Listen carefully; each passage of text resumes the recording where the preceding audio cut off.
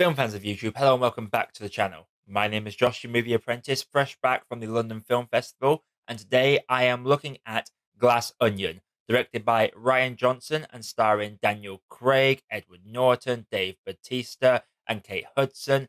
And this once again returns us to the world of Benoit Blanc, the greatest detective in the world, who is once again drawn into a strange case that he must solve, surrounded by some of the worst people. If Knives Out turned the whodunit genre onto its head, then Glass Onion took that flipped genre, stuck it in a blender, mixed it up, and made us a fantastic little whodunit cocktail.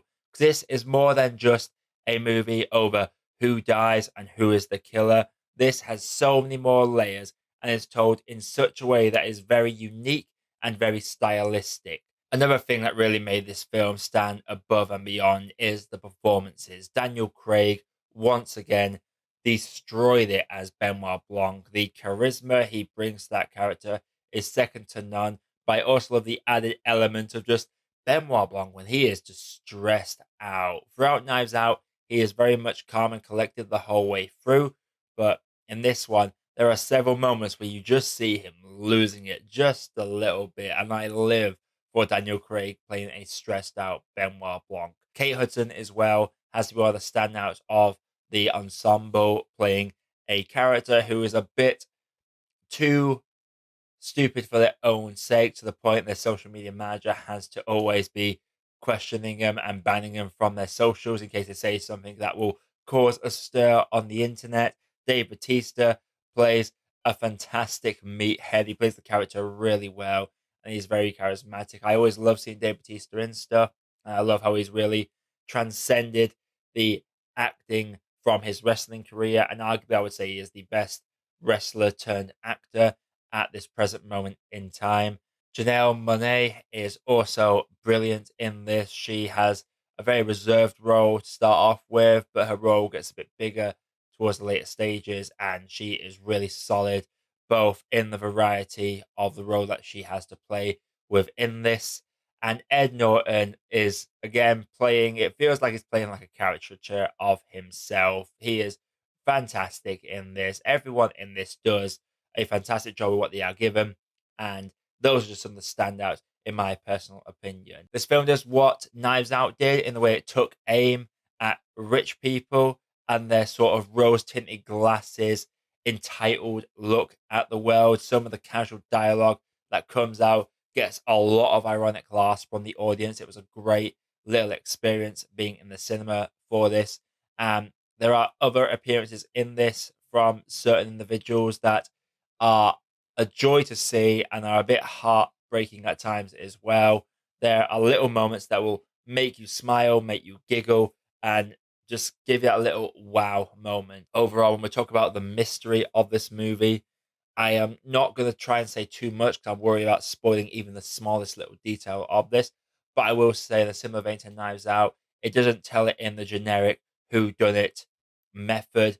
It doesn't have the classic most unlikable dies, followed by the detective getting everyone into a room together and just showing up randomly to do a big reveal. There are times where it feels like Benoit Blanc is just stalling for time at certain points, and that's where the film shines its strongest. Seeing the layers of this onion of a movie coming unfolded one after the other, peeled away piece by piece until we get to the center and the core of the overall narrative.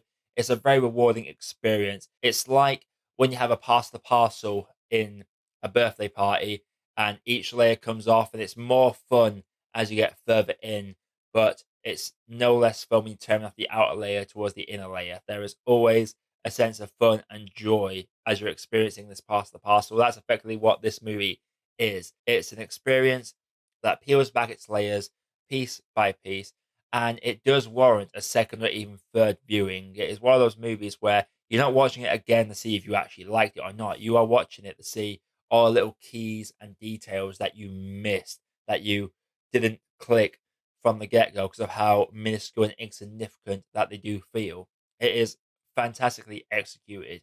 Ryan Johnson, for me, is one of the best writers in Hollywood right now. Now, granted, he's only really showing his muscles in these whodunit movies where he's fleshing out that narrative and making it his own. But I still stand by the fact that I love what he did with The Last Jedi, and I will die on that heel.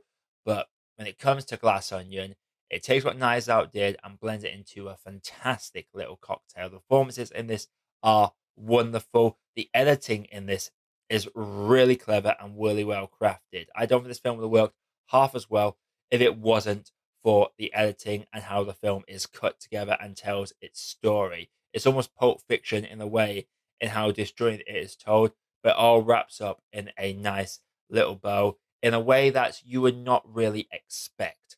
Overall, for me, I'm going to have to say that Glass Onion is a great cup of tea. So, Glass Onion, have you seen it? If you have, let me know what you thought down in the comments below. If you like what you're seeing on the channel, consider dropping a like and subscribing to the channel, hitting the bell notification for more reviews like this coming all the time. We have a lot of film festival content coming up, including The Whale, Decision to Leave, Bros, Next Sohi. These are films that I am definitely going to be reviewing in the next coming days, so stay tuned for that. But until then, everybody, my name is Josh. I have been the Apprentice. I'll see you all in the next one.